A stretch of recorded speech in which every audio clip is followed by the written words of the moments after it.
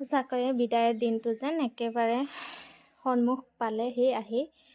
আৰু এতিয়া ৰাতিপুৱাৰ ভাগত সকলোৱে ফোন কৰি সুধি আছে নাস্তাৰ কাৰণে, কিন্তু ইমানখিনি আৰু কষ্ট দিবলৈও ভাল নালাগে, যোৱাকালিও দিলে। আৰু যিহেতু বনাব পৰা সুবিধাখিনি আছে, গতিকে ভাবিলোঁ বইলকে কিবা এটা বনাওঁ। ডিম বইল কৰিলোঁ, ইফালে বিলাহী বইল কৰিছোঁ আজি, আৰু পিঁয়াজ, ভোট জলকীয়া, ইফালে বুট আছে, আৰু দালিও আছে। মানে ৰাতিৰে গৰম কৰি ৰাখিছিলোঁ মই, ৰাতি বহুত দালি দি পঠাইছিলে, আৰু ভাত বহালোঁ। বাকী এতিয়া এইখিনি খাই লৈ আকৌ ৰুমটো গোটেই মানে যিমানখিনি বস্তু আছিলে পেকিং কৰিবলগীয়া সেইবিলাকো কৰা গ'ল, আৰু পেলাবলগীয়াবিলাকো ভৰাই আছোঁ। এইয়া দেখিছেনে, আৰু মানুহজনে পেকিংখিনি কৰি আছে। এতিয়া মানে গোটেইটো খালী হৈ গ'ল, আৰু এবাৰ ভালকৈ চালোঁ গোটেইখিনি, আৰু এইখিনি নিব নোৱাৰোঁ, গতিকে ইয়াতে ৰাখিলোঁ, কোনোবাই ইউজ কৰিব পাৰিব। আৰু সদায় অহা যোৱা কৰা এই পথটো অকণমান ভাবিলোঁ দেখাই দিওঁ আপোনালোকক, লগতে ভিডিঅ'টো এনেকৈ ৰাখিলোঁ। আৰু মানুহজনে ওপৰৰ পৰা বস্তুবিলাক সানি আছে, যিহেতু গাড়ীত যাম, পানীৰ প্ৰয়োজন হ'ব, সেইবাবে পানীও ভৰাই লৈছোঁ। আৰু গোসানীও এয়া নিজে আহিব পৰা হ'ল। তাই যেতিয়া প্ৰথম আহিছিলে বহুত সৰু আছিলে গোসানীজনী, এতিয়া তাই মানে অৰুণাচলতো ঘৰ বুলি ভাবিছিলে। আৰু এয়া ফাইনেলি গাড়ীত বহিলোঁ। দিদি দুয়োগৰাকী মানে কৈ থৈ দিছিলে যোৱাৰ সময়ত মাত লগাবা বুলি, কিন্তু যোৱাৰ সময়ত ইমানেই বেছি বেয়া লাগিলে, কাষৰ আণ্টি দিদি কান্দিব ধৰিলে, সেইকাৰণে আৰু বাকী বেলেগক মাতিবলৈ যোৱাই নহ'ল, তেনেকৈয়ে গুচি আহিলোঁ। কেতিয়াবা আকৌ এই ঠাই দেখিম নে নেদেখিম, আহিব পাম নে নাপাম, সেইটো একো ঠিকনা নাই। গতিকে এবাৰ শেষবাৰৰ কাৰণে এনেকৈ চালোঁ, আৰু যেন কিবা এটা এৰি আহিছোঁ তেনেকুৱা লাগিছে মনটো। বহুত দিন থাকিলে তেনেকুৱাই হয়, বাকী এৰি যোৱাৰ পিছত আৰু সেইটো এডজাষ্ট হৈ যায়। আৰু ইফালে দেখিছেনে পানী কিমান হৈছে, বৰষুণৰ বতৰ, যিহেতু বৰষুণ পৰি আছে প্ৰায়, আজি ৰাতিপুৱাও পৰিছিলে। এতিয়া আমিও ওলাইছোঁ, বৰষুণৰ শেষ, আৰু ৰ'দো নাই আজি, ধুনীয়া বতৰ। ইফালে নদীৰ পানী ৰাস্তাৰ কাষ পাইছে, আৰু মানুহজন স্কুটিৰে আহি আছে, সেইবাবে অকণমান চিন্তা হৈছিলে বৰষুণ পৰিলে দিগদাৰে হ'লে হয়। বৰষুণ নাই কাৰণে একেবাৰে সুবিধা হৈছে, আৰু ৰ'দো নাই, ধুনীয়াকৈ আহি থাকিব পাৰিছে। আমি এয়া গাড়ীত, কিন্তু বমি হয় যে, সেইটো কাৰণে অকণমান চিন্তাও কৰিছিলে। ভাগ্য ভাল, মোৰো বমি চমি একো নাই। গোসানী অকণমান তাইৰ গাটো বেয়া কৰিছিলে, তাই পাপাকৰ কাৰণেও মনটো মানে বেয়া, আৰু তাই পাপাকক এৰি আহিব বুলি ভয় কৰি আছে। আৰু ইফালে ৰাস্তাবিলাক চাওকচোন এনেকুৱা হৈ আছে, পাহাৰীয়া ৰাস্তা, যিহেতু বৰষুণ পৰিয়ে আছে, সদায় নিচিনাই পৰি আছে, সেইবাবে মাজে মাজে বেয়া হৈছে, আৰু ধুনীয়াকৈ আহিব পাৰি, আৰু বৰ বিশেষ ইমান কষ্ট হোৱা নাই। আৰু পাহাৰীয়া ৰাস্তাৰে আহি থাকিলে এই ঘৰবিলাক দেখিলে কিবা ভাল লাগে, আৰু সেইবাবে ভিডিঅ' কৰিয়ে আহি আছোঁ মাজে মাজে যিমান পাৰিছোঁ, লগতে আপোনালোকৰ লগতো শ্বেয়াৰ কৰি আহি আছোঁ। পাহাৰীয়া এই ৰাস্তাবিলাকৰ সৌন্দৰ্য কিবা এটা ভাল লাগে, হয়নে? বাকী আমাৰ এই যাত্ৰাত বহুবাৰ সমস্যা দেখাই দিছে, কিন্তু তাৰ সমাধানো ওলাইছে।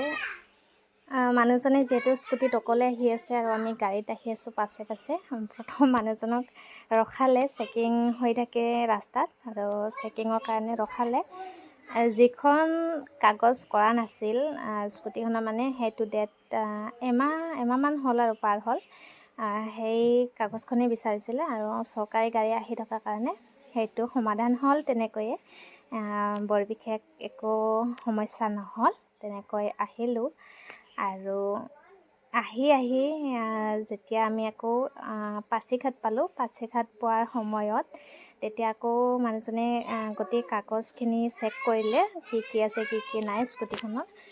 মানে তাত কি হ'ল, গোটেইখিনি চাই ৰাখিছিলে, গোটেইখিনি থকা বুলি ভাবি আছে, তাৰ মাজতে এখন কাৰ্ড এখন নাই। আকৌ জামেলা, ইফালে এটাতো জামেলা আছেয়ে, আকৌ এটা জামেলা হ'ল।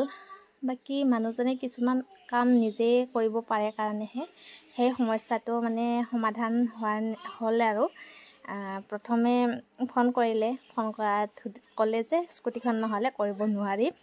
বাকী ৰিকুৱেষ্ট কৰিলে, ৰিকুৱেষ্ট কৰাৰ পিছত আৰু ক'লে যে হৈ যাব বুলি। সেই কাগজখন কৰি দিলে, লগত যিখন কাৰ্ড নাছিলে সেই কাৰ্ডখনো তেওঁ অনলাইনতে তেনেকৈ ডাউনলোড কৰি ল'লে। আৰু সেই বুদ্ধিখিনি বা সেইখিনি নজনা হ'লে আমি আজি ৰাতি যোৱাটো একেবাৰে কেঞ্চেলেই হ'লে হয়, ক'ৰবাত থাকিবলগীয়াত পৰিলোঁ হয়। সেই কাৰ্ডখন নহ'লে স্কুটিখন পেকিং নহয়। আৰু ইফালে আহি যেতিয়া গাড়ীৰ পৰা নামিলোঁ তেতিয়া গোঁখানী আকৌ পাপাকক মানে ইমান সময় পোৱা নাই যে একেবাৰে সাৱটি ধৰি অৱস্থা বেয়া তাইৰ। পাপাকক এৰি অহা বুলি ভাবি আহি আছে, মনটো একদম সেমেকা হৈ আহি আছিলে গাড়ীতে। এতিয়া পাপাকক পাইহে তাইৰ যেন প্ৰাণটো পালে তেনেকুৱা হৈছে। ইফালে পাপাক আকৌ টেনশ্যনত আছিলে সেইখিনি সময়ত, স্কুটিখনৰ কাৰ্ডখন পোৱা নাছিলে যিহেতু। তেতিয়া আমি কিবা এটা খাবৰ কাৰণে সোমাইছিলোঁ, তেতিয়া চেক কৰিছিলে কাগজখন। আৰু চেক কৰা সময়তে কাৰ্ডখন নাছিলে। তাৰপিছত অনলাইনত কিবা কিবি কৰি মানুহজনে সেইবিলাক কৰিলে আৰু আমি কিবা এটা খাই ল'লোঁ, এনেই চিম্পুল কিবা এটা খাই ল'লোঁ। ইফালে গোঁখানী কেৱল মানে পাপাক গুচি যাব, পাপাকে স্কুটি লৈ ক'ৰবাত গুচি যাব তেনেকৈ ভাবি আছে। ইফালে দাদা দুজনৰ মানে সমস্যা হোৱাৰ কাৰণে অকণমান চিন্তা কৰিছে যে কেনেকৈ কি হ'ব এতিয়া। আৰু টাইমো আমি যিহেতু তাৰ পৰা ওলাই আহোঁতে বহুত বেছি দেৰি হৈছিলে, আৰু দেৰি হোৱাৰ কাৰণে এতিয়া টাইম একেবাৰে কম হোৱাৰ নিচিনা হৈছে। ইফালে স্কুটিখন পেকিং কৰিবলৈ সেইবিলাক কামো আছে বাকী, স্কুটি ধুব লাগিব সেইবিলাক কাম আছে, আকৌ ৰাস্তা 1 ঘণ্টাৰ ৰাস্তা আছে ইয়াত। বাকী যেনে তেনে মানে মানুহজনে সেইখিনি মেনেজ কৰিলে, কামখিনি কৰিলে। ফোনেৰেই হওক অনলাইনেৰেই হওক চবখিনি ধুনীয়াকৈ হ'ল। হোৱাৰ পিছত আকৌ আমি যাত্ৰা আৰম্ভ কৰিছোঁ ষ্টেচনলৈ। আমি গাড়ীতে আছোঁ আৰু তেওঁ স্কুটিৰে আগত তেনেকৈ যাই আছোঁ।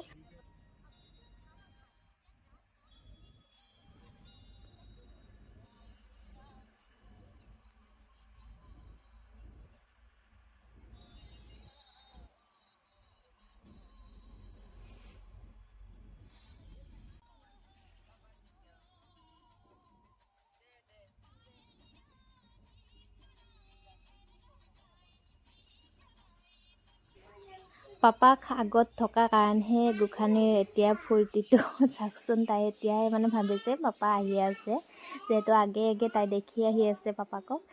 তেতিয়া আৰু ভাবি আছে যে পাপা আমাক এৰি অহা নাই। বহুত বেছি চিন্তা কৰি আছিলে তাই পাপাকৰ কাৰণে, সেয়াই সুধি থাকে। আৰু ফাইনেলি আমি ষ্টেচন পালোঁ। ষ্টেচনলৈ যোৱা নাই। আৰু ইফালে চাওকচোন গোঁখানী আহি আকৌ তাই মানে একদম গেছ হোৱাৰ নিচিনা হৈ গৈছে গাড়ীত। আহিয়ে তাই বমি কৰিব ধৰিলে। সেইখিনিয়ে আকৌ সমস্যাৰ নিচিনা হ'ল। এতিয়া কি কৰিম কি নকৰিম তেনেকুৱা লাগি গৈছিলে। হঠাতে তাইও বমি কৰি দিলে। তথাপিও তেনেকৈ ভাল পালে আৰু আমাক থৈ গাড়ীখন আকৌ গ'ল। তাৰপিছতে মানুহজনে যিখিনি কাম অনলাইনত কৰিছিলে সেয়া কাগজ পাতিখিনি কৰি ল'লে। এতিয়া স্কুটিখন ধুই মেলি আহিব আৰু মই এয়া ষ্টেচনত বহি আছোঁ। তেওঁ স্কুটি ধুব গ'ল আৰু পেকিঙৰ কাম আছে সেইবিলাক কৰিব লাগিব। ষ্টেচনত বহাৰ সময়ত যিহেতু অকণমান ভোক লগা নিচিনা হৈছে, খাবলৈ এয়া আম, ডিম বইল তেনেকৈ আনিছিলোঁ। খাব কিবা লাগে হয়নে, তথাপিও আৰু আম এটা খালোঁ। গোঁখানী নাখালে, তাই একোৱে নাখালে। আৰু ডিম চিম নাখালোঁ আৰু তেনেকৈ কাটি লৈ খাইছোঁ তাতেই।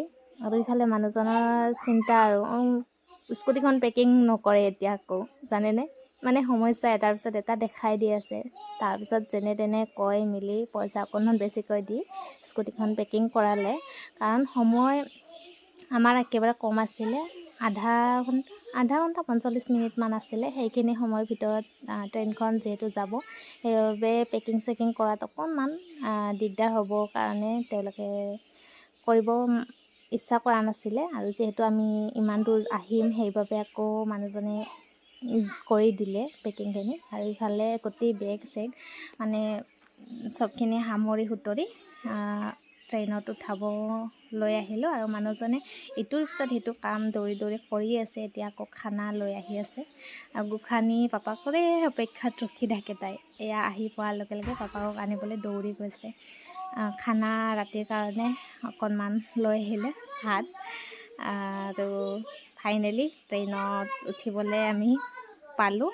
আজি মানে অকণমান বাটত সমস্যা দেখা দিলে, কিন্তু সমাধানো ধুনীয়াকৈ তাৰে পিছে হৈ আহিছে। প্ৰথমতে সমস্যাটো হ'লে এনেকুৱা লাগে যেন পাম নে নাপাম, ভগৱানে আমাক সেইখিনি সমাধান কৰি দি আহি আছে, সেইটো কিবা এটা ভাল লাগিছে। আৰু ফাইনেলি এয়া ভাত খাব লৈছোঁ। আৰু ৰুমৰ পৰা লৈ আহিছিলোঁ ভোট জলকীয়া, ইফালে ভাতৰ লগত পিঁয়াজ নেমু টেঙা তেনেকৈ দিছে। ইফালে আৰু ডিমকেইটাও বেয়া হৈ যাব, তাকে অকণমান ডিমো ল'লোঁ, এটাই লৈছোঁ, ইমান খাব নোৱাৰে, বেয়া হ'লে আৰু পেলাই দিব লাগিব। ইফালে মাংস, দালি আৰু কিবা অলপ চব্জি দিছে। আৰু গোসাঁনীও দিনটো ভাত খোৱা নাই, তাই ৰাতিপুৱা ভাত নাখালে, সেইবাবে তাইকো অলপ হোটেলৰ ভাতেই খুৱাবলগীয়া হ'ল আৰু এতিয়া। আৰু ইফালে মানুহজনে খাই আছে। বাকী ভিডিঅ'টো ইমানতে শেষ কৰি দিওঁ। আকৌ অহাকাইলৈ ৰাতিপুৱাৰ পৰা সকলোকে লগ পাম দেই। আজিৰ জাৰ্ণিটো আমাৰ ইমান সহজো নাছিল আৰু ইমান কঠিনো নহয়, গতিকে কিছুমান অনুভৱ এনেকৈ থাকি যায়। আজিলৈ আহিছোঁ, বাই বাই।